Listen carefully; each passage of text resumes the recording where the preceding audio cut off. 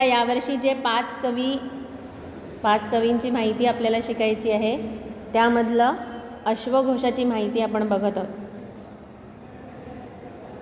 अश्वघोष हा कवी पण खूप जुना कवी आहे. संस्कृत महाकाव्याच्या परंपरेमध्ये अश्वघोषाचं स्थान अतिशय महत्त्वाचं आहे. अनेक बौद्ध कवींनी संस्कृत भाषेचा आश्रय घेऊन काव्यरचना केल्या. त्या सर्व बौद्ध कवीमध्ये अश्वघोष अग्रगण्य आहे. महत्त्वाची माहिती काय मिळाली तुम्हाला? बौद्ध कवीमध्ये अश्वघोष अग्रगण्य आहे. म्हणजे अश्वघोष हा कसा कवी आहे? बौद्ध कवी आहे. कोणता कवी आहे? बौद्ध कवी आहे. अश्वघोषाच्या जीवनाबद्दल प्रामाणिक वृत्तांत उपलब्ध नाही आहे, पण चीनी परंपरेमध्ये आपल्याला अश्वघोषाचं जीवनचरित्र आढळतं. याचं कारण असं की ज्या वेळेला बुद्ध धर्माचा प्रचार आणि प्रसार होत होता तेव्हा तो आपल्या देशाबाहेर जास्त कुठे गेला? चीन साईडला. त्यामुळे तिकडचे सगळे देश जे आहेत ते बौद्ध धर्माचे झालेले आहेत. आणि चीनी, तुम्ही इतिहासामध्ये शिकलेले आहेत की चीनी विद्वान जे आहेत ते इथे येऊन राहिलेले होते, इथल्या विद्यापीठामध्ये शिकलेले होते. त्यामुळे त्या चीनी विद्वानांनी इथले संस्कृत ग्रंथांचं चीनी भाषेमध्ये सुद्धा अनुवाद केलेला आहे आणि ते ग्रंथ किंवा तिबेटी भाषेमध्ये पण त्याचं भाषांतर झालेलं आहे आणि नेलेलं आहे.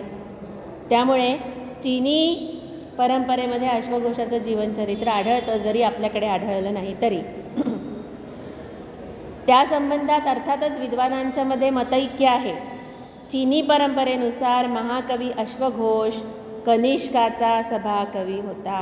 तुमचं दुसरं महत्त्वाचं प्रश्न की तो कोणाचा सभाकवी आहे? अश्वघोष कनिष्काचा सभाकवी आहे. या परंपरेनुसार कनिष्काचा काळ इसवी सन 73 असल्यामुळे अश्वघोषाचाही तोच कालावधी ठरतो. तिसरा प्रश्न आपला, अश्वघोषाचा कालावधी काय? इसवी सन 73. सम्राट कनिष्काने मगधाची राजधानी पाटलीपुत्र याच्यावर आक्रमण केलं. त्यावेळेला राजकवी अश्वघोषाला पुरुषपुराला पाठवण्याचे आदेश दिले. या व्यतिरिक्त सुद्धा अश्वघोषाच्या जीवनाविषयी आणखी काही संकेत मिळतात. अश्वघोषाने सुद्धा आपल्या महाकाव्याच्या शेवटी आपला संक्षिप्त परिचय दिलेला आहे आणि त्यानुसार त्याच्या आईचं नाव आहे सुवर्णाक्षी. अश्वघोषाच्या आईचे नाव काय? सुवर्णाक्षी. त्याचं निवासस्थान आहे साकेत. त्याचे निवासस्थान कोणते? साकेत. ते महाकवी होते, त्याचबरोबर ते महान तार्किकही होते. त्यांना आचार्य, भदंत वगैरे उपाधी पण प्राप्त झाली होती. त्यांना कोणती उपाधी प्राप्त झाली होती? भदंत. जे बुद्ध धर्माचे जे मोठे असतात की नाही गुरु, त्यांना काय म्हणतात? भदंत म्हणतात. असं समजलं जातं की अश्वघोष जन्मानी ब्राह्मण होते. पुढचा प्रश्न, अश्वघोष जन्मानी कोण होते? ब्राह्मण होते. पण नंतर त्यांनी बौद्ध धर्माची दीक्षा घेतली. त्यांनी कुठल्या धर्माची दीक्षा घेतली? बौद्ध धर्माची. अश्वघोषाच्या काव्याच्या अंतरंग परीक्षणावरून सुद्धा असंच दिसून येतं. संपूर्ण वैदिक साहित्य, रामायण, महाभारत इत्यादी महाकाव्यात सुद्धा अश्वघोषाने पांडित्य प्राप्त केलेलं होतं. अश्वघोष एक उच्च कोटीचे आचार्य, वैयाकरण म्हणजे व्याकरणाचा अभ्यास करणारे, व्याकरणामधले विद्वान, त्याला म्हणतात वैयाकरण. कवी, धर्मप्रचारक आणि वक्तेही होते. अश्वघोषाची ही सगळी वैशिष्ट्ये लक्षात ठेवा. आचार्य आहेत, वैयाकरण आहेत, कवी आहेत, धर्मप्रचारक आहेत, वक्तेसुद्धा आहेत. ठीक आहे, म्हणजे आणखी एक प्रश्नाचं उत्तर आपलं झालं. अश्वघोष प्रसिद्ध बौद्ध मतावलंबी दार्शनिक होते. प्रथम ते सर्वास्तिवाद बौद्ध संप्रदायाचे अनुयायी होते. पहिल्यांदा कशाचे अनुयायी होते? सर्वास्तिवाद बौद्ध संप्रदाय. नंतर महायान बौद्ध संप्रदायाचे प्रवर्तक झाले. या गोष्टी लक्षात ठेवायच्या. पहिले सर्वास्तिवाद बौद्ध संप्रदाय, त्याच्यानंतर महायान बौद्ध संप्रदायाचे प्रवर्तक झाले. कनिष्काच्या काळात चौथ्या बौद्ध सभेचं अध्यक्षपद त्यांनी भूषविलं. पुन्हा तुमचा एक प्रश्न की त्यांनी कशाचं अध्यक्षपद भूषविलं? तर चौथ्या चौथ्या बौद्ध सभेचं अध्यक्षपद त्यांनी भूषवलेलं आहे. भारतात आलेल्या चीनी प्रवासी इत्सिंग यांनी अश्वघोषाचा उल्लेख केला आहे. पुन्हा तुमचा पुढचा प्रश्न, कोणत्या चीनी प्रवाशांनी अश्वघोषाचा उल्लेख केला? इत्सिंग. त्याच्या मतानुसार 7व्या शतकातही अश्वघोषाचे ग्रंथ जे आहेत ते वाचले जायचे. अश्वघोषाने बौद्ध धर्म आणि दर्शनाचा प्रचार करण्याकरताच ग्रंथ लिहिले. सुंदर कविता मानवाच्या मनाला अतिशय आनंद देते आणि म्हणून बौद्ध दार्शनिक अश्वघोषाने दर्शनाचं कठीण तत्त्व आणि सिद्धांत सामान्य जनतेपर्यंत पोहोचवण्याकरता सरस काव्यरचना केली. हा उद्देश अश्वघोषांनी आपल्या काव्यामध्ये स्पष्ट केलेला आहे. अश्वघोषांनी काव्याचा उपयोग कसा करून घेतला? आपल्या धर्माचा प्रचार आणि प्रसार करण्यासाठी आहे ना. कठीण तत्त्व जी आहेत ती सोप्या रीतीने समजावावी या रीतीने त्यांनी काव्याचा आधार घेतलेला आहे. कळलं? अश्वघोषाच्या नावावर अनेक ग्रंथांचा उल्लेख आहे, पण साहित्य क्षेत्रात अश्वघोषाच्या 3 कृती असामान्य आहेत. एक बुद्धचरित, दुसरं सौंदरानंद, तिसरं शारिपुत्र प्रकरण. आता याच्यातले तुमचे प्रश्न काय? बुद्धचरित कोणी लिहिलं? अश्वघोषाने. सौंदरानंद कोणी लिहिलं? म्हणजेच शारिपुत्र प्रकरणाचा कवी कोण किंवा रचनाकार कोण किंवा नाटककार कोण किंवा कवी कोण? ठीक आहे. आता त्यातलं पहिलं जे आहे बुद्धचरित, त्याच्याविषयी आपण बघू. एक गोष्ट लक्षात ठेवा, ज्या वेळेला आपण एखाद्या कवीचा अभ्यास करतो त्यावेळेला तो कवी कुठला राहणारा आहे, कोणत्या राजाचा सभाकवी आहे, त्याचा काळ कोणता, त्याचं वैशिष्ट्य कोणतं. आता जसं अश्वघोषाच्या बाबतीत जन्मानी ब्राह्मण आहे पण नंतर बौद्ध धर्म स्वीकारला, असंही काही वैशिष्ट्य असेल तर ते त्याच्याविषयी इतरांनी काय म्हटलं आहे तो एक भाग. मग त्यांनी कोणते ग्रंथ लिहिले ते लक्षात ठेवायचं आहे. आणि आता प्रत्येक ग्रंथामध्ये ते महाकाव्य तरी असतं किंवा नाटक तरी असतं किंवा लघुकाव्य तरी असतं, जे काही असेल तर तो काव्यप्रकार काय आहे. जसं आता आपण पहिले बघणार आहोत बुद्धचरित, तर हे काय आहे, महाकाव्य आहे का नाटक आहे हे आपल्याला माहीत पाहिजे.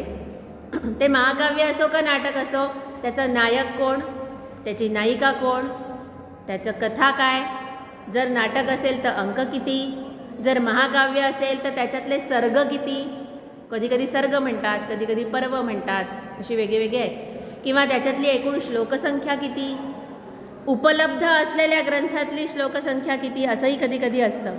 तर ही माहिती आपल्याला डोक्यात ठेवायची आहे. आलं लक्षात? आता आपण बुद्धचरिताचं बघणार आहोत. अश्वघोषाच्या या महाकाव्याची ओळख चीनी प्रवासी इत्सिंग याला होती. इत्सिंगाच्या काळी हे संपूर्ण 28 सर्गाचं महाकाव्य उपलब्ध होतं. महत्त्वाचा पॉईंट, बुद्धचरिताचे किती सर्ग इत्सिंगाच्या वेळेला उपलब्ध होते? 28. त्याचे 5व्या शतकातील चीनी अनुवादामध्ये, मग आता चीनी अनुवाद कोणत्या शतकात झाला? 5व्या. आणि 7व्या शतकातल्या तिबेटी अनुवादामध्ये, म्हणजे तिबेटी अनुवाद केव्हा झाला? 7व्या शतकात. 28 सर्ग उपलब्ध आहेत. पण आज उपलब्ध असलेल्या संस्कृत महाकाव्यात केवळ 17च सर्ग उपलब्ध आहेत. आता किती सर्ग उपलब्ध आहेत? आणि चीनी आणि तिबेटी अनुवादामध्ये किती आहेत? 28. हे लक्षात ठेवायचं. बुद्धचरित्राचा आधार बौद्ध धर्माचा ग्रंथ ललित विस्तार हा आहे, हे लक्षात ठेवा. काल आपण ज्यावेळेला भासकवीबद्दल माहिती घेत होतो, त्याच्या 13 नाटकांविषयी माहिती घेतली, त्यावेळेला आपण पाहिलं की काही त्याची नाटकं कशावर आधारित होती? महाभारतावर, काही नाटकं रामायणावर, काही नाटकं कृष्णलीलेवर आणि काही नाटकं बृहत्कथेवर. बरोबर आहे. त्यामुळे प्रत्येक जे काही नाटक असेल, महाकाव्य असेल, त्याचा काही ना काही आधार असतो. म्हणजे मूळ काही कुठला तरी ग्रंथ असेल त्याच्यावरती आधारित लिहिलेलं असतं.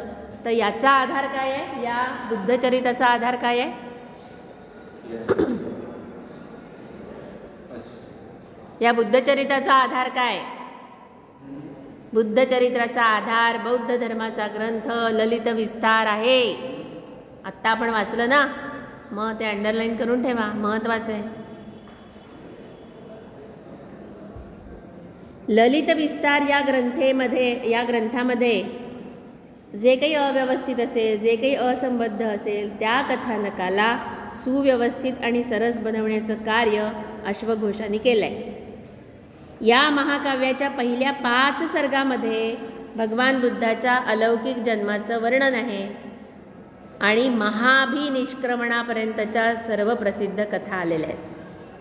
6व्या आणि 7व्या सर्गामध्ये सिद्धार्थाचा तपोवनामध्ये प्रवेश, 8व्या सर्गात अंतःपुरातल्या स्त्रियांचा विलाप, 9व्या सर्गात सिद्धार्थाच्या अन्वेषणाचा प्रयास, 10व्या सर्गात सिद्धार्थाचं मगध गमन, 11व्या सर्गात मदनाची निंदा, 12व्या सर्गात बुद्धाचे शांती प्राप्त करण्याकरता महर्षी अराडाजवळ जाणं, 13व्या सर्गात मदनाद्वारा बुद्धाच्या तपश्चर्येत विघ्न निर्माण करणं, शेवटी मदनाचा पराजय होणं आणि 14व्या सर्गात बुद्धत्वाच्या प्राप्तीचं वर्णन आहे. हे संस्कृत महाकाव्य अश्वघोषाच्या कीर्तीचा आधारस्तंभ आहे. यात गौतम बुद्धांच्या संघर्षमय जीवनाचं, विविध घटनांचं सजीव आणि कवित्वपूर्ण वर्णन केलेलं आहे. समजलंच याच्यामधलं? आपल्याला महत्त्वाचे जे होते ते काय होतं? मुळात बुद्धचरित हे काय आहे? महाकाव्य. बुद्धचरित हे काय आहे? किती सर्ग आहेत त्याचे? कशामध्ये? चीनी किंवा तिबेटी अनुवादामध्ये. संस्कृत ग्रंथामध्ये किती सर्ग आहेत? बरोबर, 17. आता बुद्धचरितचा नायक कोण? अश्वघोषाने लिहिलं, तो त्याचा कवी आहे. ललित विस्तार हा त्या ग्रंथाचा, त्या महाकाव्याचा आधार आहे. बुद्धचरितचा नायक कोण? नावातच दडलेलं आहे. कोणाचं चरित्र आहे हे? गौतम बुद्धाचं. मग नायक कोण त्याचा? अर्थातच गौतम बुद्ध. किती सोपं आहे. सहसा सगळ्या संस्कृत ग्रंथांची जी नावं आहेत त्या नावामध्येच नायक नायिकेचं नाव किंवा महत्त्वाचा जो काही प्रसंग असेल ज्याच्यावर आधारित ते आहे त्याचं त्या नावामध्येच दडलेलं असतं ना. आलं का लक्षात? मग बुद्धचरितचा नायक कोण? गौतम बुद्ध. पुढचं सौंदरानंद. अश्वघोषाची दुसरी प्रमुख साहित्यकृती आहे सौंदरानंद. हे 18 सर्गाचं महाकाव्य आहे. सौंदरानंद काय आहे? महाकाव्य आहे. ह्याच्यात किती सर्ग आहेत?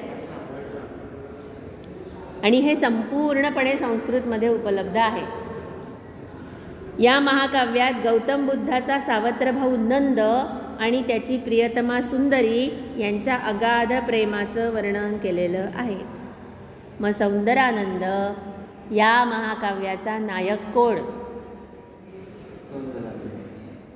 सौंदरानंद नाही, नीट तिथे वाचा ना, वाक्य आपण वाचलं ना.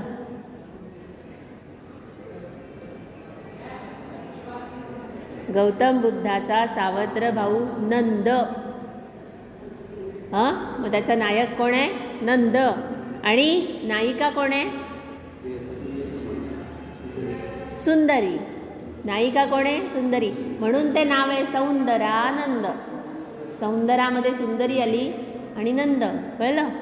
मग नायक कोण? नंद. नायिका कोण? सुंदरी.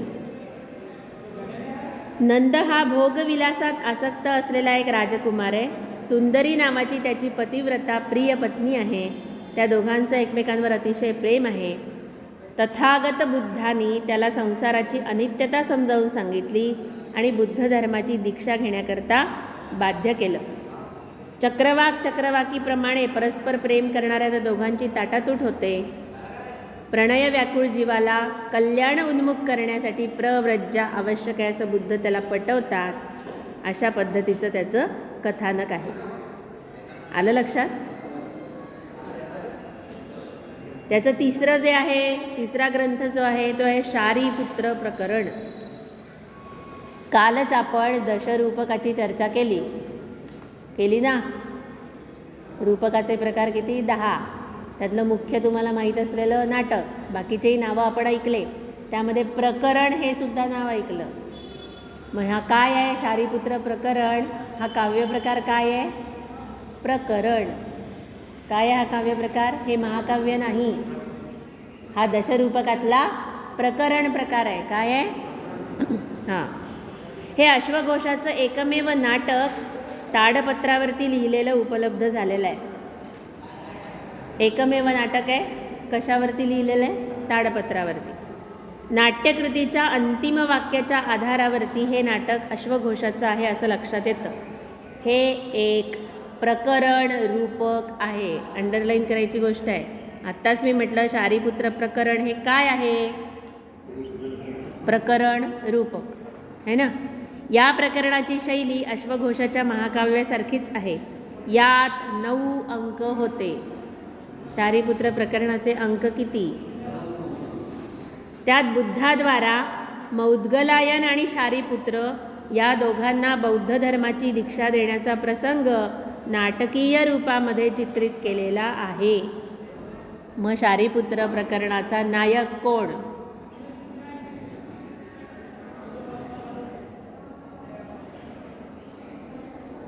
शारीपुत्र. किती वेळ लागतो तुम्हाला उत्तर द्यायला? शारीपुत्र प्रकरणाचा नायक कोण? कोणावर आहे ते लिहिलेलं? आपण आत्ताच वाचलं ना. शारीपुत्राला काय देण्याचा प्रसंग आहे? बौद्ध धर्माची दीक्षा देण्याचा प्रसंग या नाटकामध्ये चित्रित केलेला आहे. बौद्ध संस्कृती आणि उपदेशाचंही याच्यामध्ये सुंदर चित्रण केलेलं आहे.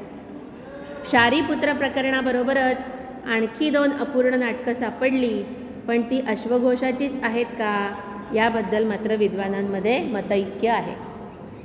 मग शारीपुत्र प्रकरण हा प्रकार काय? प्रकरण. त्याचा नायक कोण? शारीपुत्र.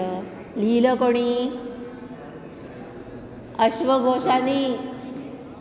शारीपुत्र प्रकरण लिहिलं कोणी? अश्वघोषाने.